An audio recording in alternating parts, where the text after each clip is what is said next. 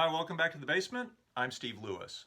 Today I'd like to continue where we left off last week, which is talking about some of the great comments, insights, and information that have come in on the comment section over the last few weeks or couple months or so. Where we left off last time, we were talking about episode 54, the Beach Boys album covers, part 8. And one of the album covers that we discussed in that episode was the M.I.U. album. And I have to say that the M.I.U. album cover has evoked a wider range of reaction than any other Beach Boy album cover that we have discussed up to this point. Some people found it generic and boring, and I kind of fall into that camp. Other people said that because it uses a kind of older photograph of the Beach Boys and has this sort of stock photo cover, that it made it look more like a collection of leftover tracks than an actual new Beach Boy album. Other people said that they found it peaceful, that it was in keeping with the M.I.U. meditation theme, and I can kind of see that. I hadn't thought of that before. I think if the music on it was a little bit more like all this is that and sort of more ethereal and in keeping with the meditation theme as well, I might have gotten that. I can certainly see the point. It is peaceful and there is something to be said for it drawing the M.I.U. meditation theme together with this cover. Additionally, we haven't talked about the music on the M.I.U. album on this channel yet, which is something I'd like to do very soon. And I'd like to solicit in advance some comments on your thoughts on the music on the M.I.U. album, specifically the track Winds of Change.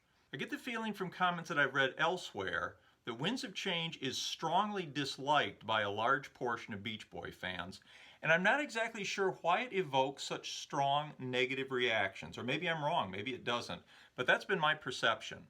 I find the song kind of sappy, but I also find it effective. Now, I'm a sucker for sentimental music, so maybe I'm an easy touch for something like this. And while I've said I don't like the Beach Boys to be self-referential in their music, at the end when they do the Won't Last Forever thing, recalling when I grew up to be a man, that works for me. I find that effective. I like the track, but I get the feeling that there are a lot of people that really strongly dislike Winds of Change. If some of you could let me know specifically what you like or dislike about the track, and really any of the music on M.I.U., I'd really find it interesting, and it would be helpful in putting together an M.I.U. episode sometime soon. Thanks for that. Moving on to episode 55, Bruce Goes Drag Strip. I had talked about the track My 40 Ford from the Custom City USA album, which was written and performed by Bruce Johnston. And unlike almost any other car song of this era, it's very Beatlesque. And I could almost put my finger on what Beatles song it reminded me of, or what English Invasion song it reminded me of. Tony Balls pointed out that portions of the song sound like a slower tempo version of the verses of Please Please Me. I think that's what I was hearing in there. Thanks, Tony. I think you hit it on the head with that one. Goran T from the Very Cool Surf and Hot Rod Scene YouTube channel says that he's seen a photo of 4 young guys billed as the Custom Kings being presented with this album by Steve Shutdown Douglas, who was actually the driving force behind it. And as we discussed, it's really an album by West Coast session musicians, including Bruce Johnston. I haven't been able to locate the picture myself, but it appears that at least at some point there was an effort to turn the Custom Kings into an actual touring group. He also says that Bruce claims to remember nothing about recording the Rev Up album with the Vets, and I gotta say that isn't really hard to believe. Bruce was doing so much at the time, he was involved in so many sessions, that this certainly easily could have slipped his mind, but interesting information all the same. Thanks, Goran, really appreciate your comments. Also on that episode, Chris Rainbow from the UK left some really interesting comments about what was going on in UK pop culture in 1963. While we here in the States were going through the surf and drag era, they were going through the Liverpool invasion already. And his comments are really interesting. Always interesting to hear what's going on in other parts of the world during these periods. Along those lines, Outlaw Rickenbacker from Australia pointed out that the album Shutdown Volume 2 in Taiwan, Japan, and Australia was simply called Shutdown. Now, presumably this was to avoid confusion because Capitol's Shutdown album hadn't been released in those parts of the world. Of course, it occurred to me that it may also have caused some confusion to have an album called Shutdown that had a track called Shutdown Part 2 on it, but not the song Shutdown, so I'm not sure that they really solved anything. Also, I found a copy of the Australian album cover on Discogs, and look at this thing. It's such a cut and paste job. Is this really what it looked like? Did they really do that haphazard a job pasting over Shutdown Volume 2 with Shutdown? Is that really what it looked like in Australia? Rick or somebody, can you confirm that? Anyway, thanks for the comment. It's really interesting. Moving on to episode 57, the Beach Boys 1977 Part 3, I had said that the only archival release for a rock band that I could think of prior to the Beatles at the Hollywood Bowl from May of 1977 was the Rolling Stones' Metamorphosis collection. Now, clearly there are some other ones. Joel Goldenberg pointed out a very good one, which is Odds and Sods by The Who from 1975.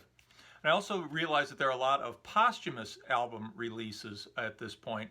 There was the Ritchie album from Ritchie Valens, which contained some previously unreleased tracks and demos. Certainly, as with a lot of questions like this, the answer depends largely on how narrowly you define the question. I don't know whether you count something like Reminiscing and Holly in the Hills, which are previously unreleased Buddy Holly recordings that have been overdubbed, in this case by the Fireballs, and presented as sort of a new album, even though Buddy Holly had passed away several years before.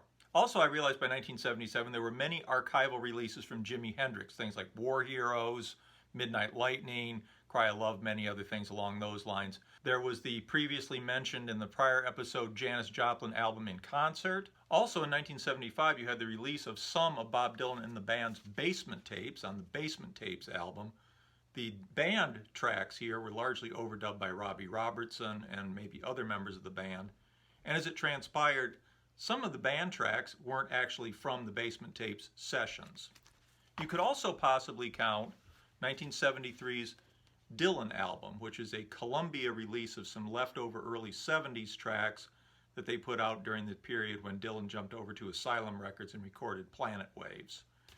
I think you could even make a case that Let It Be is a archival release, having been recorded in early 1969, shelved, and then revamped and overdubbed and released early in 1970.